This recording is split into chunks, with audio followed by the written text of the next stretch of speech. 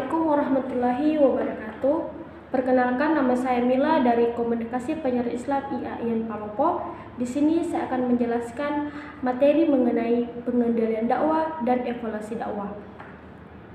Pengendalian dakwah pada organisasi dakwah yaitu penggunaan prosedur. Pengendalian ini diterapkan untuk memastikan langkah kemajuan yang telah dicapai sesuai dengan sarana dan penggunaan sumber daya manusia secara efisien. Pengendalian juga dapat dimaksudkan sebagai sebuah kegiatan mengukur penyimpangan dari prestasi yang direncanakan dan menggerakkan tindakan korektif. Pada era sekarang ini, pengendalian operasi dakwah dilakukan terintegrasi dari suatu organisasi. Dakwah sudah menjadi suatu kebutuhan dan dalam pengendalian ini selalu disertakan unsur perbaikan yang berkelanjutan. Sifat perbaikan yang berlangsung secara berkesinambungan atau continuous improvement. Sementara hadis Nabi mengatakan tidak ada seorang pun diberi kepercayaan oleh Allah untuk memimpin kemudian ia memelihara dengan baik, melainkan Allah tidak akan merasakan kepadanya bau-bau surga. Kemudian adapun unsur dan proses pengendalian manajemen dakwah. Ada beberapa poin, yaitu tawasau bil haqqi atau saling menasihati atas dasar kebenaran dan norma yang jelas. Tidak mungkin sebuah pengendalian HP berlangsung dengan baik tanpa norma yang baik. Norma dan etika itu tidak bersifat individual, melainkan harus disepakati bersama dengan aturan-aturan yang jelas.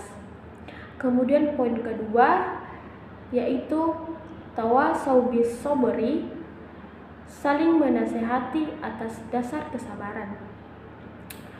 Pada umumnya, seorang manusia saling mengulangi kesalahan yang pernah dilakukan.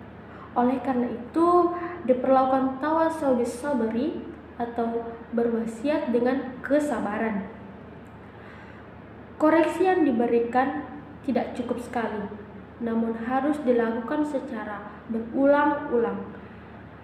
Dalam konteks inilah pentingnya sebuah kesabaran. Kemudian poin ketiga yaitu tawasau bi al-marhamah, yaitu saling menasihati atas dasar kasih sayang. Tujuan dilakukan pengendalian dan koreksi adalah untuk mencegah seorang jatuh terjerumus pada suatu yang salah. Hal ini sesuai dengan yang berkandung dengan surah Al-Balad, berbunyi, dan dia termasuk orang-orang yang beriman dan saling berpesan untuk bersabar dan saling berpesan untuk berkasih sayang.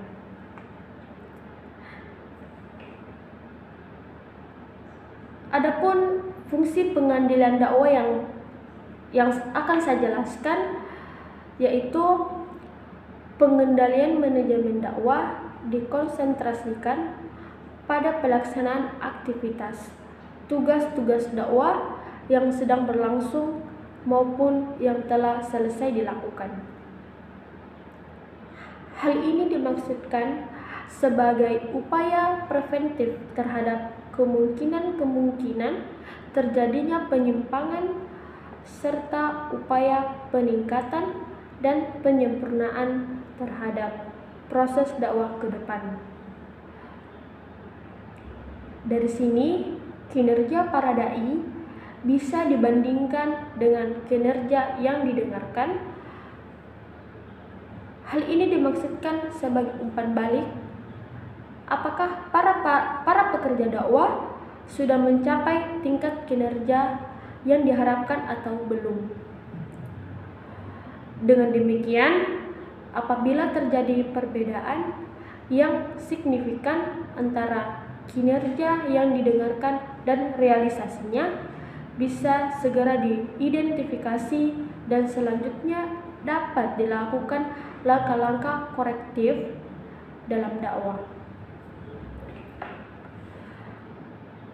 Pada sisi lain, pengendalian ini juga dimaksudkan untuk membantu para manajer dakwah dalam monitor perubahan mad'uh, perubahan lingkungan, dan pengaruhnya terhadap kemajuan organisasi.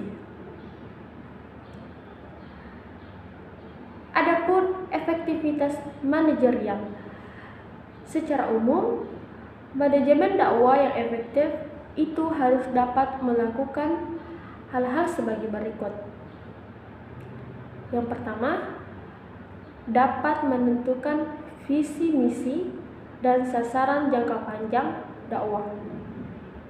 Kemudian membuat rencana pelaksanaan misi dakwah dalam tahapan yang realistis dengan pengukuran kualitas yang berkesinambungan. Kemudian membangunkan kreativitas dan daya inovasi sumber daya manusia atau DAI. Pemberdayaan dan peningkatan motivasi serta kualitas kinerjanya. Peningkatan kualitas sumber daya manusia merupakan strategi dakwah yang terpadu. Selanjutnya, proses pengambilan keputusan dilaksanakan dengan memperhatikan aspirasi mad'uh, proses dakwah dan elemen yang terkait melalui komunikasi yang efektif dan efisien. Kemudian adapun poin terakhir yaitu evaluasi dakwah.